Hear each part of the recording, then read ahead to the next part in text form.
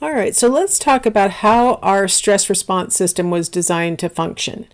You may have heard of the fight or flight response. This is the term that was coined, I think, back in the 50s or 60s. I can't remember exactly when, to describe how our, brain and body is designed to interact and assess a stressor and provide the means for either fighting with it or fleeing from it. So they call it the fight or flight response. So I don't know exactly what this person is experiencing, why she's holding her head in her hands, but so something is happening that she's perceiving as stressful. So the brain, of course, sends out signals to the body to get ready for a fight or a flight. So the brain causes the arteries to widen and the heart to beat faster so that more blood will flow. The lungs are going to ventilate faster, so you're going to breathe more shallowly and more quickly. The adrenal glands are going to send out a big dose of adrenaline, and so you'll have more power and endurance.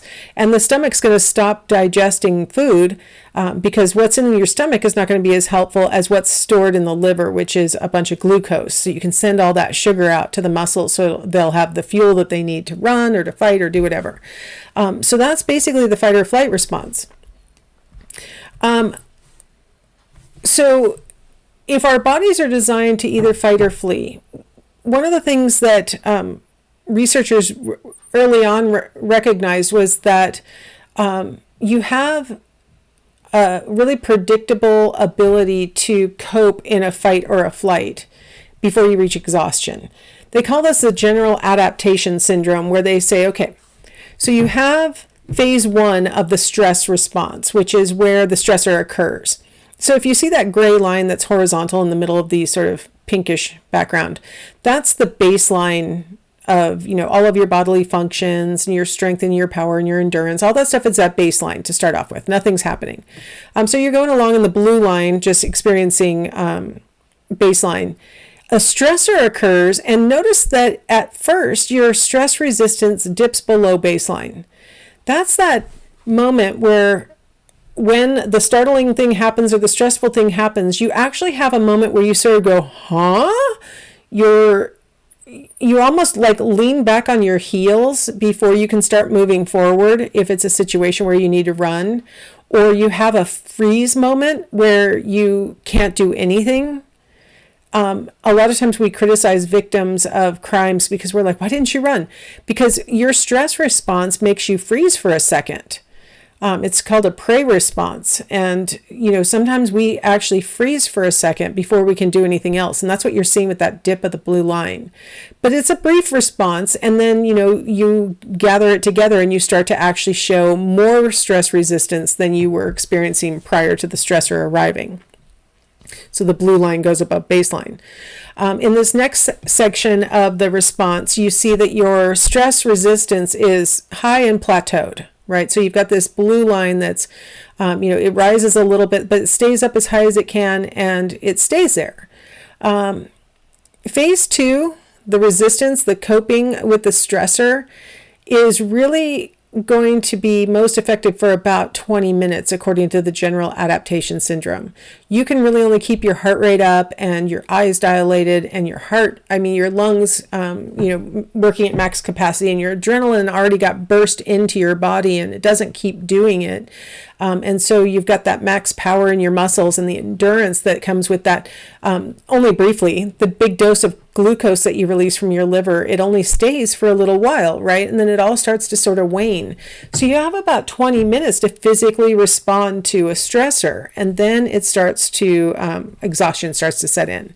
And that's when you enter phase 3, when you start to lose your capacity to deal with the stressor. So this theory says you have about 20 minutes to cope with a stressor before you start to reach exhaustion. So in our ancestral history, probably that was pretty effective for a lot of the stressors that we encountered, right? You had to run from the wildebeest, or you had to fight with it, or maybe another clan came and tried to raid your camp and you had to fight them off, and you either won or lost in probably 20 minutes, right? And it was really intense, and then it was over with. And then you sort of had the opportunity to recoup. So our bodies were really probably evolutionarily designed to deal with things that were fight or flight situations that could be resolved probably in 20 minutes. If you had slightly longer resistance, maybe that would help to ensure that you won over somebody else who was also reaching that exhaustion. I recently read that humans in ancestral history oftentimes ran down animals rather than trying to jump out of a tree and stab them with their spear or something. Instead, they ran them down in part because the humans could kind of stop, rest, and then start chasing again, whereas the animal had to sort of keep running in order to try and get some distance between them and the attacker. And that really it was that ability to take a break and then go again, and then take a break and go again, that made the humans more successful than other animals who didn't necessarily have the opportunity to take breaks during a hunt like a human could do. That maybe they could work as a group and take turns, things like that. So it kind of is a nod to this general adaptation syndrome, because even as the pursuer, you do reach eventually some exhaustion, and you need to rest and recoup and get back into the normal levels of coping and heart rate and all those kinds of things. So keep this in mind. This 20 minutes of elevated heart rate, elevated breathing is probably what we were designed for. So when we talk about how we respond to stress, there are cardiovascular factors. So, our heart's pounding, it's maybe pounding really fast. Maybe it beats a little bit erratically during stress. Your hands might feel cold and sweaty because you're not pumping as much blood to the extremities as you are to your big muscles. You may develop headaches when you're under stress, again, because of these cardiovascular factors. Respiratory responses, rapid, erratic, shallow breathing. You may get shortness of breath when you're experiencing a stressor. And, if you think about stressors like things that might be chasing you or wanting to fight with you, these could be helpful possibly. But if you're dealing with the kinds of stresses that I listed in the last video, major life events or daily hassles, some of these respiratory responses or these cardiovascular responses probably aren't very helpful. You may, when under stress, your respiratory response may kick you into an asthma attack. You may have difficulty speaking because you can't really catch your breath and get words out, because speaking requires you to actually expel a bunch of air, and you're trying to suck it in because you've been running or whatever you've been doing. Gastrointestinal responses to stress, upset stomach, nausea, vomiting. Sometimes people get so stressed after something that maybe was even a near miss, like a car accident that didn't even really happen, and then they'll throw up and they're like, why am I throwing up? That's sort of your body's response to stress. Constipation, diarrhea can also, stress can cause you to just release your bowels. Sharp abdominal pains can be a result of like your intestines contracting dramatically, and you feel it in weird parts of your stomach because you kind of forget how much your intestines are like all swirled up and kind of packed into your abdomen. But so you can feel it in lots of different places, but it's probably your intestines. Now, if you imagine a stress that's more of a life event or a daily hassle, you can imagine that these gastrointestinal responses could become sort of chronic, right? So you have maybe irritable bowel syndrome, where you alternate between constipation and diarrhea, or abdominal pains that you don't know why you're experiencing them, but it's because you're under stress. And then muscular responses, you can have headaches that are the steady pain kind, that are because of like your neck muscles or your brow muscles, that can kind of make your head ache because of these muscles. You can have back or shoulder pains as a result of stress. Anybody who's ever had like a stressful period of their lives probably had tight shoulder, those latissimus, hold on, I can't remember this is the ones that go from your neck to your shoulder and they go in across. It's not your latissimus dorsi, it's your Trapezius, that's the word I wanted. You've had those tight trapezius muscles, or your back is stiff. You might have muscle tremors or hands shaking maybe because of the adrenaline that you're experiencing. It can also contribute to arthritis because you can get sort of generalized inflammation as a result of chronic stress. You can have skin responses, which can range from like acne and dandruff to, excessive perspiration, excessive dryness of all of your skin on your body, or excessive dryness of your hair. Immunity responses, we might see that your allergies flare up when you're under stress. You might be more susceptible to catching a cold or the flu, or coronavirus, which is, colds and flus are coronaviruses too. So obviously COVID would be part of that now that it's around. And then skin rashes. You may have eczema, or your psoriasis flares, or you get an outbreak of your cold sore on your mouth, things like that. And then metabolic responses can be things like increased appetite, increased craving for stimulants like tobacco, or the glucose that would be converted from sweets. Sweets also help us to combat any negative feelings we might be having, so they have a dual purpose. You may find that your thoughts are racing and you're having difficulty sleeping as a result of it, and that's thought to be metabolic, that you've got sort of hormonal factors going into that. And then feelings of crawling anxiety or nervousness, sort of just like an edginess, you're jiggling your feet, you've got your legs crossed, whatever. Those are all signs of sort of metabolic responses to stress. So you can imagine that some of these might be helpful if you're in an acute stress situation where you're being chased or you're having to fight.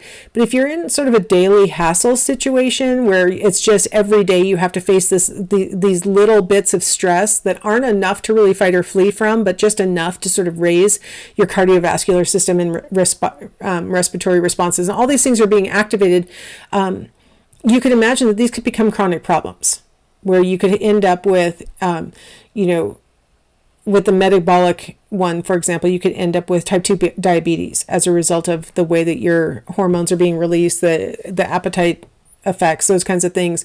You could develop eczema that is chronic. Every time you're under stress, you end up with eczema. You could end up sick, so that you sort of take yourself out of the stressful situation for a brief time, right? You can imagine that some of these could become chronic, and that's the thing that we worry about, is that with daily stressors, we're not really designed to be having fight or flight responses, but our body doesn't know that. Our body is like, well, but this is making me stressed, and so I'm going to make my heart rate go up and my stomach stop processing the food, and I'm going to do what I do when I'm under stress. But it's not really the same kind of stress. So fight or flight is probably not helping us in our modern world for a lot of the things that are causing us to experience stress. Now, some researchers have pointed out, actually, everything that I just said is more commonly seen among males when they're experiencing stress. That all of those things are more male responses, that fight or flight is something that historically over our ancestral history has been demanded of males. And that for females, historically across our ancestral history and stuff, that tend and befriend is the typical response to stress. And they look at cases where, for example, for females, when they're experiencing stress, they oftentimes call a friend and want to talk about it. And their female friend tends to just say, oh, that must be awful. How do you feel about that? Doesn't try and help them fix the problem, but just sort of lets them vent about the problem. And then the tend part of it is, they want to nurture their children or their dog or their cat or their garden or something like that, where they feel like, they get their stress responses out by putting it onto something that they're responsible for, something or somebody that they're responsible for. Now, it's really kind of just a kind of harken back to the male-female differences that we talked about in another chapter. If this is true, that males and females have different responses to stress, it might explain something that males and females who are in heterosexual sexual relationships experience, where a male who's under stress kind of wants to flee. If you can't fight with the stressor, you kind of just want to flee from it. And so a male who's experiencing, let's say, stress at work may come home and just want to go into their, den or whatever man cave place that they have and not really talk about it, not really deal with it, because there's nothing to be done. So I'm just going to kind of flee from it. Whereas their female partner, that kind of response that she sees in her mate may make her feel like, well, there's something wrong with him. I want to help. I want to tend to him. I want to befriend him because that's what I do when I see somebody who's in stress. And so she reaches out to him, and that actually makes him want to flee from her now because now she's kind of being the stressor, and it gives him a thing to objectively flee from. And so you have like this mismatch where the male may not be ready to talk about it, doesn't think there's anything to come from talking about it. And so he wants to be left alone, and she wants to tend to him and befriend him and show nurturing to him. And so we have this mismatch that can actually cause some discord in male-female relationships when they have these different approaches to how to deal with stress. So I thought that would be a good little topic to end this with.